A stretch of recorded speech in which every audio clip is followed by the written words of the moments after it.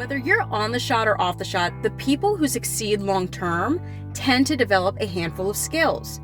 Now, one of my most viewed videos recently was about the biggest mistakes that people make when using a GLP-1 medication. But today, I'm flipping the conversation around because honestly, those skills need to be talked about.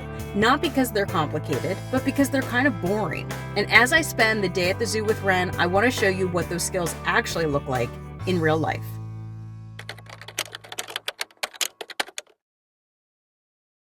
So Wren and I are headed to the DC Zoo today, and before anyone accuses me of being overly prepared, Mama. I am. I packed lunch, Mama. Yes, Rennie? Okay. Yeah, we're almost there, okay? Anyway, I packed lunch, I packed lots of nutrient-dense foods, and the reason I did that is because I know what it's like to not have a foundation to fall back on. I'm not obsessed with healthy eating. I just know that when I'm not prepared, then what happens is that someone or something typically makes the decision for me when it comes to food. And I just feel like sometimes that decision isn't or doesn't make me feel like my best self.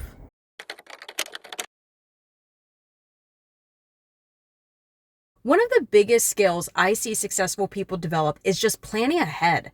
It's not perfect, it's not obsessive, but it is enough to keep you on track.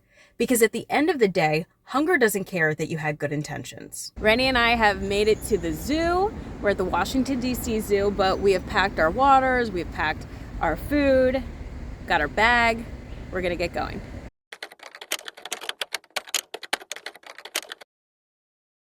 Years ago, a day like this would have felt very different. Not because the zoo was different, not because the food was different, but because I was different.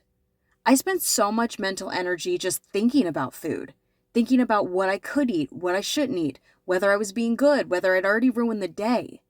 And one of the greatest gifts of developing healthier behaviors has been the mental freedom that comes with it.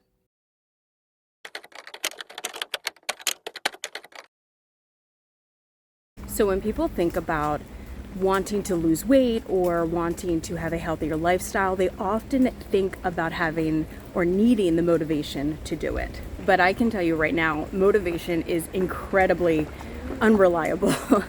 After losing 65 pounds and maintaining that for well over a decade, I can tell you I still don't wake up every day motivated. The difference is that I've built systems and I keep updating my systems with all of life's changes, because at the end of the day, systems work when motivation doesn't.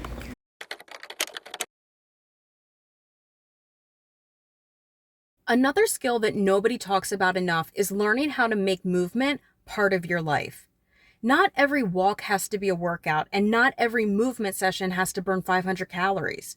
Today, Wren and I are just walking around the zoo. We're pushing a stroller, carrying a bag, we're chasing after each other, we're on our feet for hours. And all of that counts. For years, I thought exercise only mattered if it looked like exercise. Just think, parking a little further away from the grocery store or taking the stairs instead of the elevator. Movement is movement. And that mindset shift changes everything.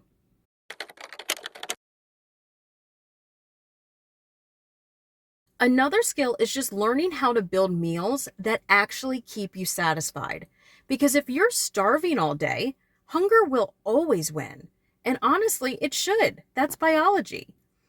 The meals that help me feel the most in control around food are usually the meals with the most volume. They have the most fiber, protein, a whole grain, healthy fats. The same things that naturally support satiety and help people stay fuller longer. And that's true whether you're taking a GLP-1 medication or not.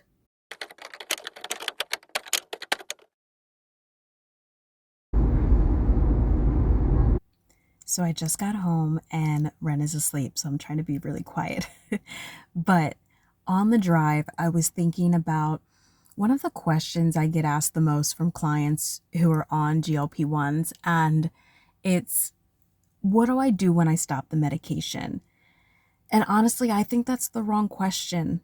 I think a better question is, what skills can I build while I'm on it? Because eventually every weight loss journey comes down to habits. And the medication is a tool, and it can be a powerful tool, but it doesn't help you plan your meals. It doesn't help you navigate a vacation. It doesn't teach you how to handle stress, and it doesn't teach you how to get back into routine after a really rough week. But skills do, and skills last.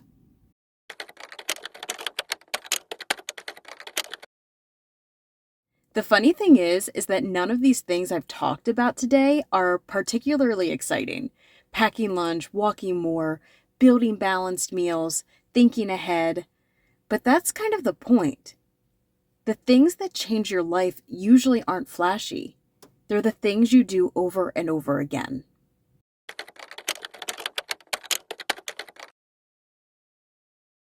Now, if you've been following my series for a while, then you know that I'm just working on rebuilding my body and upgrading my systems, especially since becoming a mom. And honestly, there are days when I would love for progress to be faster, but I think one thing that keeps me grounded is just knowing that I'm not just chasing a number. I'm building a lifestyle, and it's a lifestyle that I can be proud of, and one that I can thrive in, and one that hopefully Wren can look up to. Because at the end of the day, anyone can lose weight. But in order to keep it off, it requires becoming the type of person who can maintain habits and skills long term. And that's what I'm focused on. The people who keep the weight off aren't usually the people with the most motivation. They're the people who continue to show up even after that motivation disappears. They build simple systems, they plan ahead, they prioritize well-balanced meals, and they keep moving. Because when life inevitably knocks them off course, they just get right back on track. And whether you're on the shot or off the shot, that's exactly the place you want to be. And if you're rebuilding your body right alongside me, make sure you subscribe because we've got a lot more to talk about. I'll see you in the next one.